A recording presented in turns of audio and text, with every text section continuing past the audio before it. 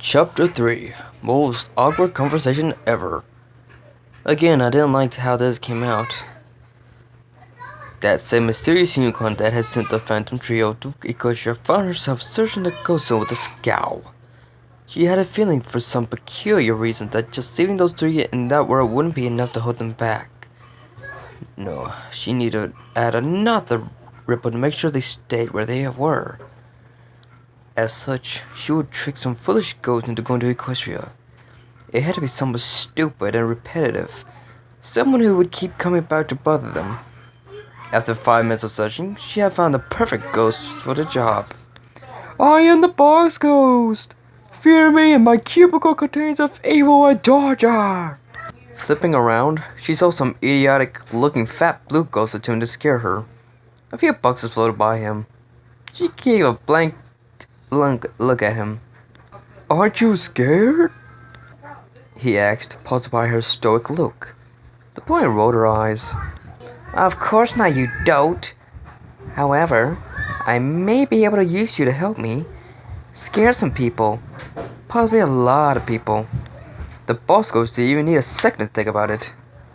I'm in, for I am the boss ghost, and I will infuse terror into helpless people, he proclaimed. I god well know that you want to scare people. However, there's a catch. Danny Phantom and his friends are in this place that I put them in to distract them and keep them out of the way. They may be still equipped with some ghost catching device. I can't have you captured, so I need you to show up from time to time to scare masses and distract them. Then flee when the time is right. Do a good job and I may be able to reward you very well. She trailed off. She had no actual intention on giving the box ghost a thing for his trouble. Ghostbox was immediately enraptured by the plan. Easy enough. Where are they? You'll see. That was the only thing she said before she had a portal pop up behind the ghost she had just recruited, then bugged him into it before he had a chance to react. Right before the tree and the new pony friends were about to take off, Rarity spotted something odd behind Sam. Sam, what's that thing behind you on the ground? She asked, confounded by yet another strange device. Everyone looked back and saw the Phantom thermos and a chicken from Flush's coop standing on it innocently. Sam gasped and picked it up with her mouth carefully, placing it before her. It's a soup thermos. Strange looking for one, Applejack murmured. Sam shook her head. Oh, of course not. Hey, Dan, do you mind taking it? Sure. There's two other strange things that two of Flush's chairs are carrying. I'm assuming they're yours, Applejack said. Again, all three had to look around them to see some chickens with cell phones in their mouths. Sam slowly approached one of the chickens and tried to coax it to drop the cell phone, which it did eventually. The other chicken got bored of the object and dropped it. Danny, looks like our cell phones. Man, we really lucky to have this stuff with us. I don't know if it'll take calls here though, but still. You guys sure have a lot of strange gadgets from that world you're from, Rainbow Dash said, curiously looking at them. Danny shrugged. I'll just leave this stuff by Flashline's house and pick it up before we leave. It would be kind of awkward to try to fly and have all this stuff jammed in your mouth.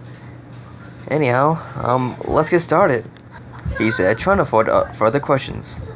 The other pony shrugged. Alright, Rainbow Dash said. We're gonna have fun teaching you guys. After an hour had passed, the trio made little progress. Danny managed to learn to flap his wings correctly and fast enough to float off the ground a little, and was beginning to gain a little height in the air, but still needed some practice maintaining his form in the air. Tucker made a few rocks move around with his magic. Seemed to find like the other two earth ponies. The other ponies didn't have magic or could fly, but she was good at trying to get apples down from Applejack's trees. Danny made a mental note to pick up the thermos and cell phones right before they head back and followed Applejack, Rarity, and Rainbow Dash to Twilight Sparkle's library. They stopped at Rarity's on the way, because said unicorn offered to stop to get them back to carry other strange things. Upon getting to the library, Tucker paused a moment. His tongue glowed. For some reason, I feel like I need to check my PDA, he said, surprised. Rarity shrugged. Go ahead, darling. Sometimes unicorn magic works by itself and in different ways. Try looking. We'll be inside, she said, the three other ponies going inside. Tucker pulled out his PDA and turned it on. Immediately began to buzz. On the screen it said fully household. With some nervousness and wonder how the phone was managing to get calls from empty park, they answered it. Hello? Tucker asked. Oh, sweetheart. Thank goodness you're okay. Where are you and your friends? All three paled and shared a look. This was going to be awkward to explain. Back in Amity Park, when it reached dinner time and none of the teens had returned home and Tucker didn't answer his PDA, no one was Sam or Danny picking up their phones, all the parents began to worry. Eventually, they got to Tucker's house to try to figure out where to look, and were about to try and call the police when Tucker finally answered the PDA. Tucker's mom eagerly answered to Tucker's hello, and all the adults got around the phone to hear the children. Where are you guys? Maddie cut in. Oh, are all of you guys there? Danny asked, paranoid. He was answered in a second. Yep, where are you all? We're worried sick. Jack bellowed. My parents too? Sam asked, almost cringing with the expected answer. Of course, darling. Her mom's voice rang. The trio all simultaneously grimaced. This was going to be the most awkward conversation ever. I don't think you guys would quite believe us. Trust us, we're fine. It's a ghost doing. Let her explain about it so you can try to get her first. You believe us better if you found her, Tucker said. All the parents were baffled and scared. Where on earth could they be? A ghost? Tell us what happened, start to finish, no matter how hard it is to believe, Maddie said. She and her husband were ghost hunters. There really wasn't anything that could really shock them much, right? There was a pause.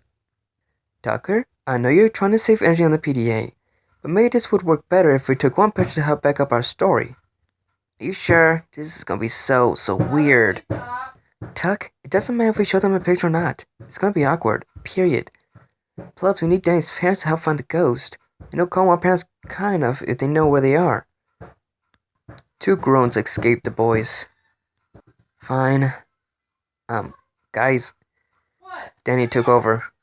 Listen, we're gonna take a picture with Tucker's PDA of where we are and send it to you. We need you to just stay silent and just listen to us before you ask questions. We'll explain everything. After a moment, the parents agreed. Hold on, Tucker said. There was a squeaking of a door. Hey, can one of you boys take a picture of us? Our parents want to know where we are, and we need photographic proof. The parents listening became puzzled by the mention of ponies. Okay. An unknown voice that was really twice Sparkle came. How do I use this thing? Here, I'll go to the menu for it. Alright, I set it up. All you had to do is press this button on it. This one? Yeah, we'll say when. Can we be in the picture too? Please? A cheerful voice that belonged to Pink Pie came through. Sure, Pinky. Yay! Alright, are you guys ready? Yeah, Twilight. Alright. 1, 2, 3! Thanks. Oh, we left the phone on! Tucker cried, surprised the parents heard everything that went on. I didn't know your PDA could do both, Sam said, surprised. There was some hoof stepping, making everyone in the other line raise an eyebrow. Were there really ponies in the background? In reality, Danny, Sam, and Tucker were just moving to a more private spot. A moment later, they received a photo that was astounding. A bunch of unusually colored ponies, Pegasus, and unicorns in the photo with strange markings on each of their backs. What struck them most was that the three center ponies looked like pony versions of their children. They already had so many questions buzzing through them, but remembered the promise they had made to keep quiet through it. You're probably shocked by what we sent you, but let us explain. For the next 10 minutes, the trio explained the whole story to their astounded folks on the other side. The ghost unicorn that had sent them there, how they were ponies in this new world, Pegasus, Unicorn, and Earth, and the new friends who had offered to help them, and about Princess Celestia, who they knew little about at the moment, but said that their pony friends said that she might be able to help.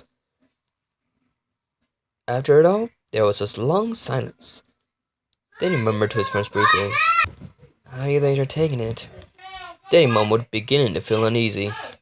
You guys, Maddie's voice came in. We're shocked, that's for sure. But we'll do anything to make sure you all get back home safely. Mr. Fenton and I would search the high and low for the ghost you described. And we'll have a reward for anyone who might have any information about this ghost, Sam's father said. No one does this to our daughter and gets away with it. Or our kids at all. Tucker, sweetie, you said you were trying to save the bed on your PDA. If it's okay with the other parents, we're gonna ask you guys to shut it off for now.